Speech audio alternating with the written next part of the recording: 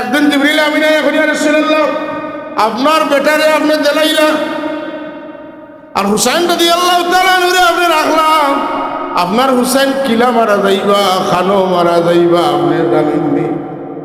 জিবরিল আমিন এখন ইয়া রাসূলুল্লাহ আপনার বেটা হুসাইন কারবালার প্রান্তরে পানি না খাইয়া মুনাফিক ইয়াজিদ রাত মারা যাইবা, বড় কষ্ট করিয়া মারা যাইবা। আপনি এই কারবালার মাঠর মাটি দেখতে চাইননি? আল্লাহ নবী ফরমাইন আমি চাই।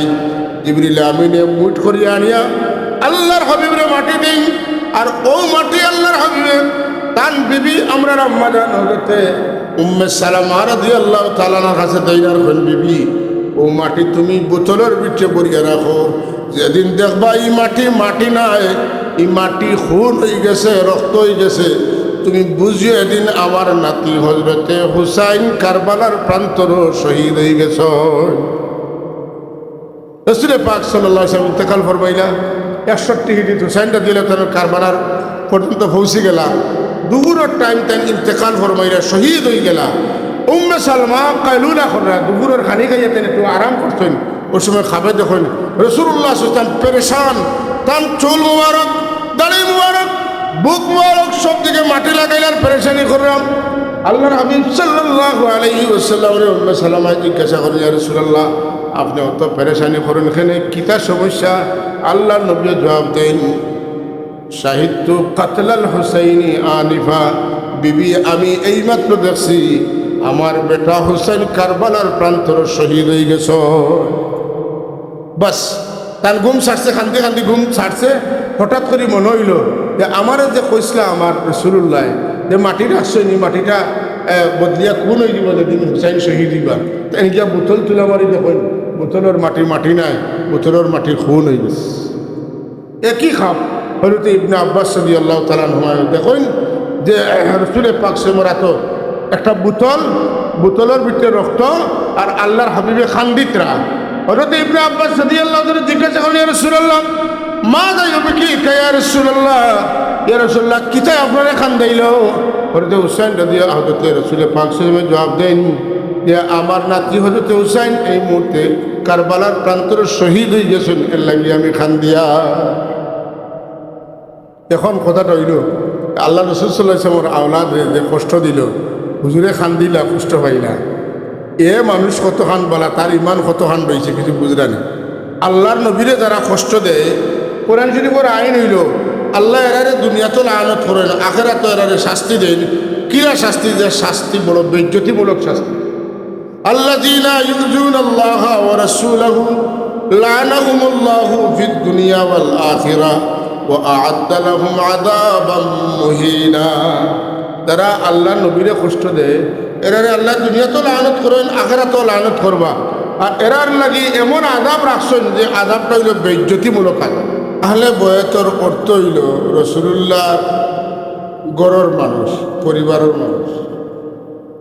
আল্লাহ নবী সাল্লাল্লাহু আলাইহি ওয়াসাল্লাম তার গড়ের মানুষ খারা, পরিবার বলতে খারারে বুঝাইছেন, হুজুরে পরিষ্কার করছেন। হযরতে আলী, হযরতে ফাতেমা, হযরতে হাসান, হযরতে হুসাইন, ও ৬০ জন হইল তার পরিবারের মানুষ। এই ৬০ জন পরিবারের মানুষ বলিয়া স্পষ্ট করছেন ও দিন যেদিন নাজরানোর খ্রিস্টানগুলোর লগে রাসূলুল্লাহ চ্যালেঞ্জ করলাম কুল তাআলাউ ইলা কালিমাতিন সাওয়াইন বাইনানা ওয়া বাইনাকুম। এই আয়াতের আলোকে তুমি দেন ময়দানও আও, আমার দিন সত্য না তোমরার দিন সত্য, এটা প্রমাণ হয়ে যাব। সজদাত মাথা ফেলাইব, যদি আমার দিন সত্য এতে মাথা উঠিব, আর যদি আমার দিন সত্য না হতে মাথা মাটিত লাগবো আর মাথা উঠতো নাই। তোমরা তোমরার পরিবার লইয়া আও, আমি আমার পরিবার লইয়া। রাসূল পাক সাল্লাল্লাহু আলাইহি ওয়াসাল্লাম জেলা করেছেন ওলা তার পরিবারের সদস্য আলী, ফাতিমা, হাসান, হোসেন রিদওয়ানুল্লাহি তাআলা আলাইহিম আজমাইন করে লইয়া আইছেন, আর খ্রিস্টান সকল আইছেন না, বিজয় হয়ে গেছে। সুবহানাল্লাহ। অন্য রায়াতে আছে একদিন হুজুরে পাক সাল্লাল্লাহু আলাইহি ওয়াসাল্লাম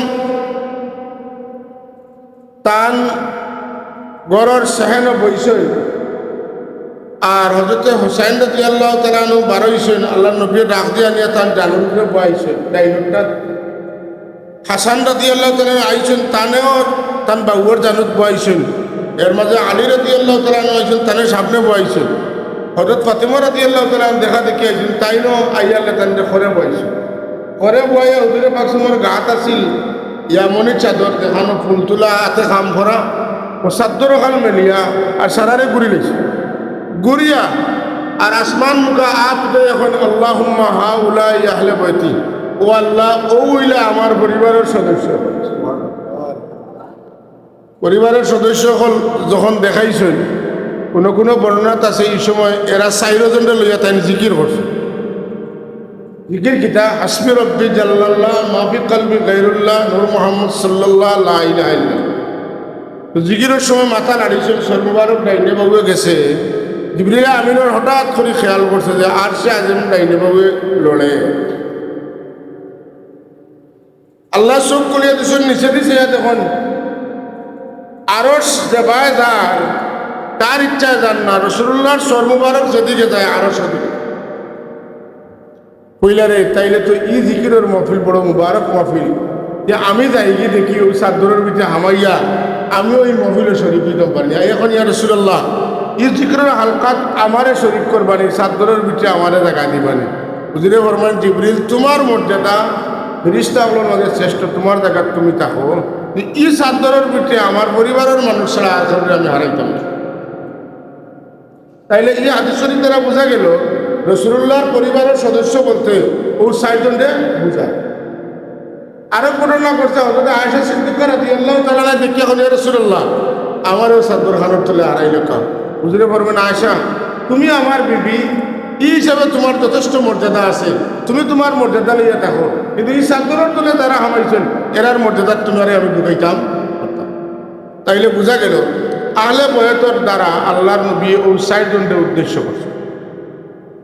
আর ওই 4 জনকে কেন্দ্র করিয়া কোরআন শরীফ আল্লাহ আয়াত নাজিল করছেন ইন্নামা ইউরিদুল্লাহু লিইয়ুযহিবা আনকুমুর রিজসা আলাল বাইতি ওয়া ইউতাহহিরাকুম তাতহীরা। যে দুনিয়ার মানুষ তোমরা জানিয়ে রাখো আমার রাসূলুল্লাহর পরিবারের সদস্য যারা আছেন এরারে আমি আল্লাহ ইচ্ছা করছি সংকল্পনা করছি এরারে আমি দুনিয়ার সব ধরনের পাপ পঙ্কিলতা তুলে বাঁচাইয়া রাখতাম। আজ দেখো কাছে আল্লাহ যদি কাউকে বাঁচাইতে চাই এরারে কেউ ডুবাইতে পারবানি। এই আয়াতের দ্বারা বোঝা যায় আল্লাহ আহলে বয়ত হাসান হুসাইন আলী ফাতিমা রাদিয়াল্লাহু তাআলা কিয়ামত পর্যন্ত তেনতেনের আওলাদ যারা হইবা এরারে আল্লাহ দুনিয়াবি মন্দ খাস্তনে বাদ খাস্তনে গুনার খাস্তনে বাঁচাইবা লাগিয়ে আল্লাহ পাকে ইচ্ছা করছেন। সুবহানাল্লাহ। বুঝবে কেন আস্থা দুনিয়ার সব মানুষের মধ্যে এই 4 জনের পরিবারের মানুষগুলো আল্লাহ গুনার খামতনে বাঁচাইয়া রাখার ইচ্ছা করছেন। আলহামদুলিল্লাহ। অন্য আয়াতের মধ্যে আল্লাহ রাব্বুল আলামিন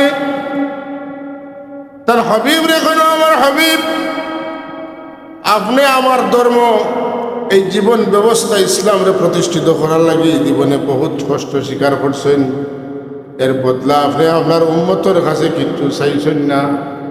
আমি আল্লাহ আপনারে কই দিয়া আপনি আপনার উম্মতরে ডাকিয়া খোকা আমি যদিও আমার লাগে কিচ্ছু চাইছি না, কিন্তু আমার ইন্তেকালের বাদে তোমরা আমার রাখিয়া দেওয়া আলী ফাতিমা হাসান হুসাইনকে তোমরা মহব্বত করবা। এই 4 জন মানুষ এবং এই 4 জনের খানদান যারা কিয়ামত পর্যন্ত হইবা আমরা যে যেন আসি আমরা ইমানি দায়িত্ব হইল এরারে মহব্বত করা। এরারে মহব্বত করা কিতা বলে ফরজ। ও যে আমরা এখানে উজানডির সাহাবাই আমরা তানে কদর করি না কেন বলে আমার উপরে নমাজ পড়া যারা ফরজ বলা এনে কদর করাও ফরজ। এরা সাধারণ মানুষ নয়, এরা আল্লাহর হাবিবের আওলাদ। সুবহানাল্লাহ। এলাকা আপনারা বাইরে তার কাছ থেকে দোয়া লেন যেন, মায়া করেন যেন, মায়ার জিনিস তারা দান করেন যেন লাভ কি হইব। রাসূলুল্লাহ ফরমাইন তোমরা মওত পর্যন্ত তোমরা কিয়ামত পর্যন্ত আমার আওলাদগুলোরে মহব্বত করিও, কারণ কিয়ামতের দিন আমার হাতে যখন লেওয়ায় হাম থাকবো আর আমি আমার পিপাসার্থ উম্মতগুলোরে হাউজে কাউসারের পানি পান করাইব। এই সময় তোমরা যদি আমার খান্দা পর্যন্ত পৌঁছতে চাও, আমার হাতের হাউজের কাউসারের পানি খাইতে চাও, তাইলে আমার পরিবারের মানুষের লগে যারা মহব্বতের সম্পর্ক রাখছো তারা লোক ধরিয়ে তোমরা আমার হাজা থাইবাই, আর আমি তোমরা হাউজে কাউসারের পানি পান করাইমু। আপনারা তো কিচ্ছা শুনছেন কোরআন শরীফ, নূহ আলাইহিস সালামের নৌকা বানাইলা, তারা নাফরমানি করলা, ডং করলা, তামসা করলা, এর বাদে একটাই মাল্লায় কইলা আপনার উপরে যারা ইমান আনছেন এরারই তুলুকা। আর যত জানদার অকল আছে অকল জানদারের এক বেটা এক বেটি জোর জোর করে তুলুকা তুললা। এর বাদে বন্যা আইল, সমস্ত মানুষ পানি খাইয়া ডুবিয়া মরলা, সব হাইওয়ানাত মারা গেলা, কিন্তু এই নৌকাত যারা উঠিছেন কেউ মরছেন না, সব বাঁচি গেছে। কথা বুঝছেন তো? আল্লাহর হাবিবে ফরমাইন নূহ আলাইহিস সালামের জমানাত তার উপরে ইমান আনিয়া যত মানুষ নৌকা তুলিছিলাম, এই নৌকা উঠনেওয়ালা মানুষ সকল জেলা মহাপ্লাবন্তনে রক্ষা পাইয়া জীবন বাঁচাইলেইছেন। কিয়ামতের মহাপ্লাবন্তনে তোমরা যদি বাঁচতে চাও, দুনিয়া থাকলে আহলে বয়তের মহব্বতের নৌকা তোমরা উঠে যাও। যারা আহলে বয়তে মহব্বত করবায় এরার মহব্বতের কারণে আমি তোমরা কিয়ামতের দিন নাজাত দিলাইমু। রাসূলুল্লাহ ফরমান আল্লাহ তোমরা নাজাত দিলাইবা। আপনারা প্রত্যেক জুম্মার খুতবা তোমরা ইমাম সাহেব পড়েন, মাসালু আহলে বাইতি মাসালু সাফিনাতি নূহ মান রাকিবাহা নাজা ওয়া মান তাকাল্লাফা আনহা গরাক। আমার আহলে বৈতের উদাহরণ হইল ওয়ালা নূহ আলাইহিস সালামের নৌকা জেলা। নূহ আলাইহিস সালামের নৌকা যারা উঠিছেন তারা বাসিছেন, যারা উঠতে পারছেন না তারা ডুবিছেন। তোমরা আমার আহলে বৈতে মহব্বত করবাই, এই মহব্বতের নৌকা যদি তোমরা উঠে যাও তাইলে হাসরের ময়দানে তোমরা নৌকা ডুবতো নাই। এরার ওসিলায় তোমরা আমার খাসা লইবাই, আর আমি তোমরা রে মায়া করিয়া আমার হাতে হাউজে কাউসারের পানি পান করাইমু।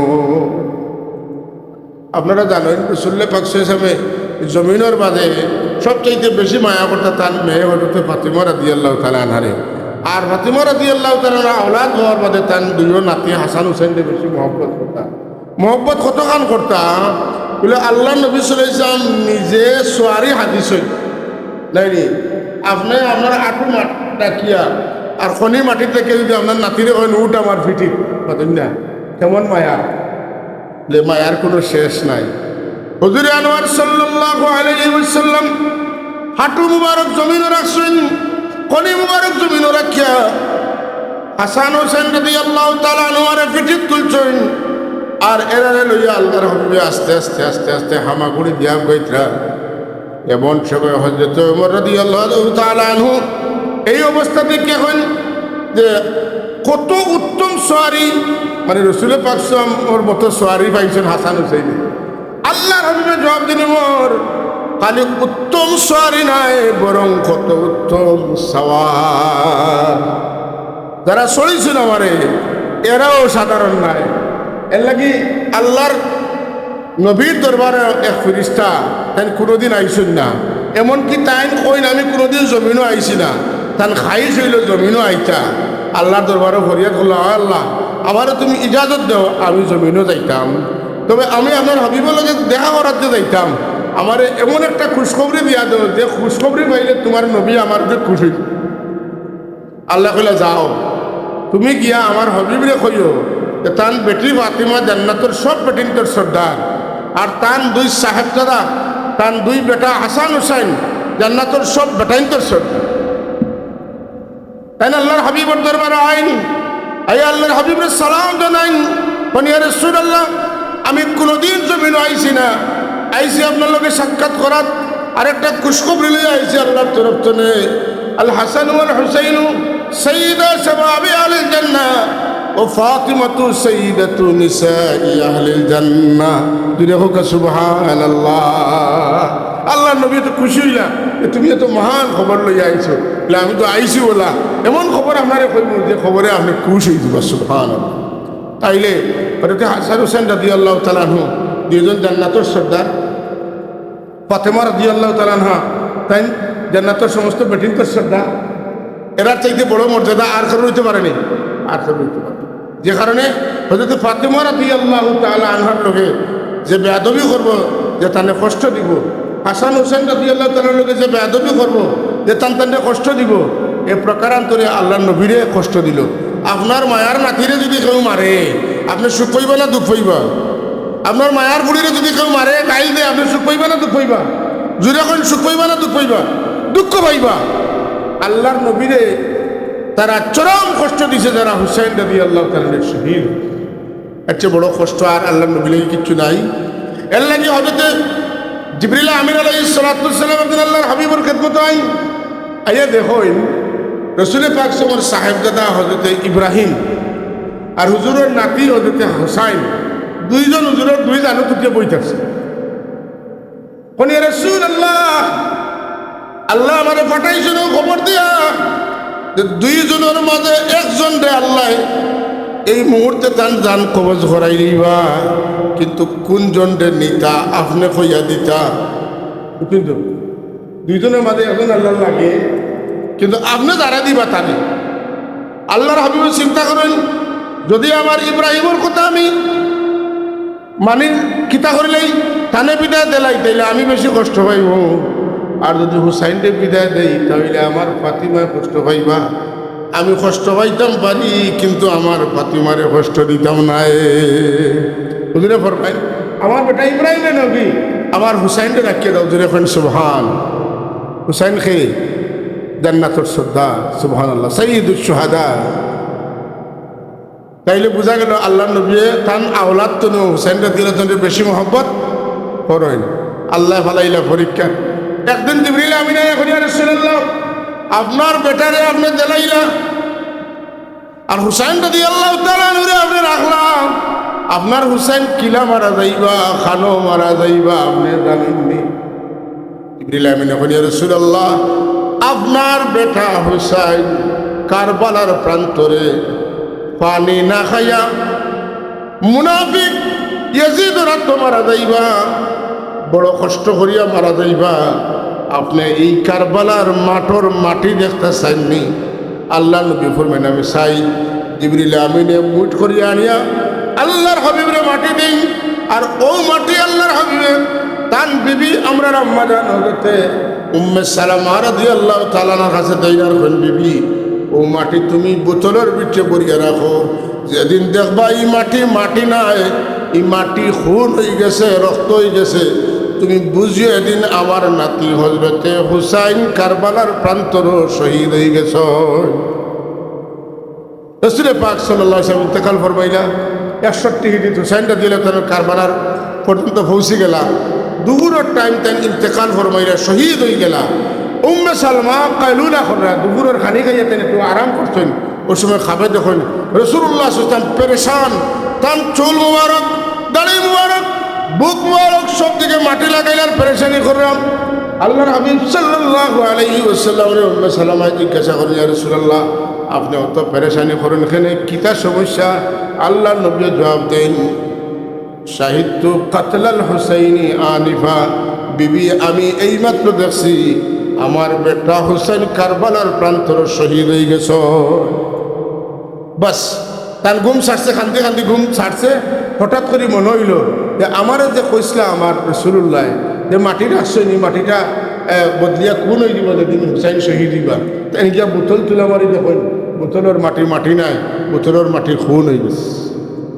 একই খাপ হজরত ইবনে আব্বাস রাদিয়াল্লাহু তাআলা আনহুমা দেখুন যে রাসূল পাক সাল্লাল্লাহু আলাইহি একটা বোতল, বোতলের ভিতরে রক্ত, আর আল্লাহর হাবিবে খান্দিতরা।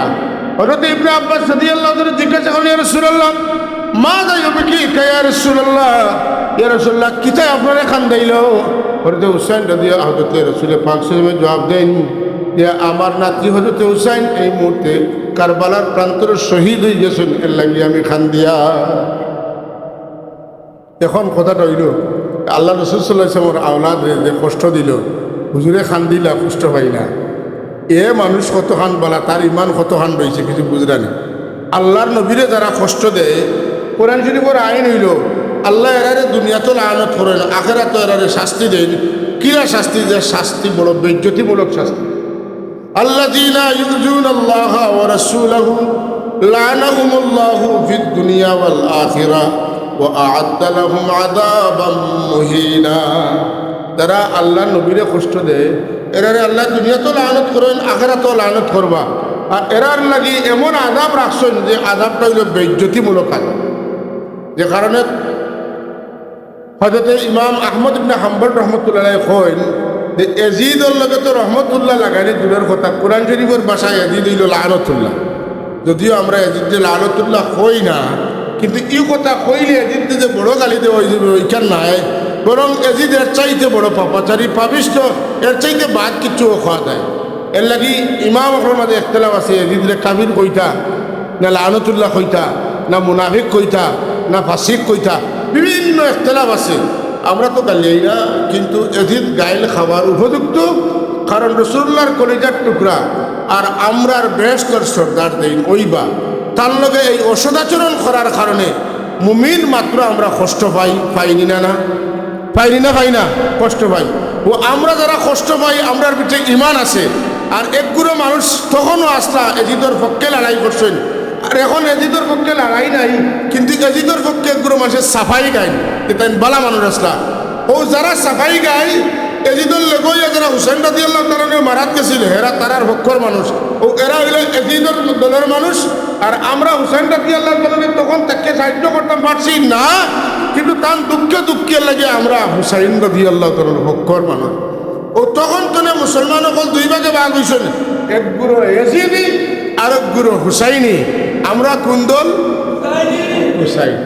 বাস আমরা যারা হুসাইনি আমরা ইমানদার, আর যারা এজিদি এরা নামাজ পড়বো, রোজা রাখবো, সজদা দিব, তিলাওয়াত করবো, তসবিহ পড়বো, পাগড়ি বাঁধবো, জিকির মারবো, সবটা তাকে থাকবো মুসলমানই। কিন্তু মুসলমান হিসাবে তারা বহুত মুসলমান, কিন্তু তারার ভিতরে ইমান নাই। মুসলমান কয় জাত? তিন জাত। মুসলমান কয় জাত? তিন জাত। মুমিন মুসলমান, মুনাফিক মুসলমান, খারিজি মুসলমান। কথা বুঝছেন না? এই যে এরা খারিজি মুসলমান, এরা আল্লাহর নবীর লোকে বেয়াদবি করছেন, করিয়া আল্লাহর নবীর আওলাদের লোকে বেয়াদবি করছেন। আজ পর্যন্ত তারা নবীর আওলাদের লোকে বেয়াদবি করে কিতা হইয়া যে নবীর বিপক্ষে, নবীর আওলাদের বিপক্ষে যারা খাড়া হয়েছে এরার পক্ষে তারা সাফাই গায়। আজকের এই মহফিলটা ও জিনিস স্পষ্ট করার লাগে যে আমরা আওলাদ হল, আমরা আওলাদের আওলাদ হল, যাতে এজিদের পক্ষে সাফাই গাওয়া হয় না, হয়তো হুসাইন রাদিয়াল্লাহু তাআলার পক্ষে দাঁড়ায়। এই মেসেজটা দেওয়ার লাগে আজকের এই মহফিলটা যদিও ছোটোখাটো, কিন্তু এই মহফিলের গুরুত্ব ইমানের বিবেচনায় দুনিয়ার সব মহফিলের চাইতে গুরুত্বপূর্ণ। কারণ 61 হিজরিত মুসলমান এখন দুই ভাগে ভাগ হয়েছেন, একদল এজিদি আর একদল হুসাইনি। যারা হুসাইন রাদিয়াল্লাহু তাআলার পক্ষে এরা হুসাইনি, যারা এজিদের পক্ষে তারা এজিদি। আমরা সিদ্ধান্ত নিছি আমরা কার পক্ষে? হুসাইনি। যে কারণে আমরা মুমিন, আমরা আশা রাখি রাসূল পাক সাল্লাল্লাহু আলাইহি ওয়াসাল্লাম শাহাদাত পাইমু। হাসান হুসাইন রাদিয়াল্লাহু তাআলার সামনে যখন আমরা কিয়ামতের দিন দাঁড়াইব, এরা কইবা যে এরা আমরার পক্ষের মানুষ। সুবহানাল্লাহ। আল্লাহ যেন আমরা কবুল করেন, হোক আমিন। আল্লাহ বাঁচাইয়া রাখলে প্রত্যেক বছরই মহফিল ওইতো না ওলা বাট্টিনি ঘটনা না। আমি গরমরাতে একটু হরিয়া থাকছি, আর কিছু আলিম উলামা হলে আলোচনা করলে এগুলা তো অত লম্বা সময় মাথা যাইতো না, বাটিয়া দিছি কিতা কইতা, আর আমি কইছি আমি কিতা কইমু এখন কইতাম নাই। তাই জানাত কইছেন এর বাদে জানাই না, আমার এখন মনে হইল টাইমের আলোকে সংক্ষেপে আপনারা ক্ষেত্রে কইলাম। আশা করিয়া আমরা দিনের মাঝে এই কথাটা গাড়িছে যে আমরা হুসাইনি মুসলমান, আমরা হুসাইনি। সুতরাং আমরা মুমিন মুসলমান, আমরা মুমিন মুসলমান, আমরা খারিজি মুসলমান নাই, আমরা মুনাফিক মুসলমান নাই। আমরা আশেপাশে এই ধরনের মুসলমান হল আসেন, এর সব তাতে আছে, কিন্তু মাথাইয়া দেখতে হইব হুসাইন রাদিয়াল্লাহু তাআলা কিছু দুইশ আছে। বুঝছেন না? বুঝিলি বা এক বাতো টিবা মারলে ফুটিছে নি না? ইটা আসেন, আসেন না? আসেন।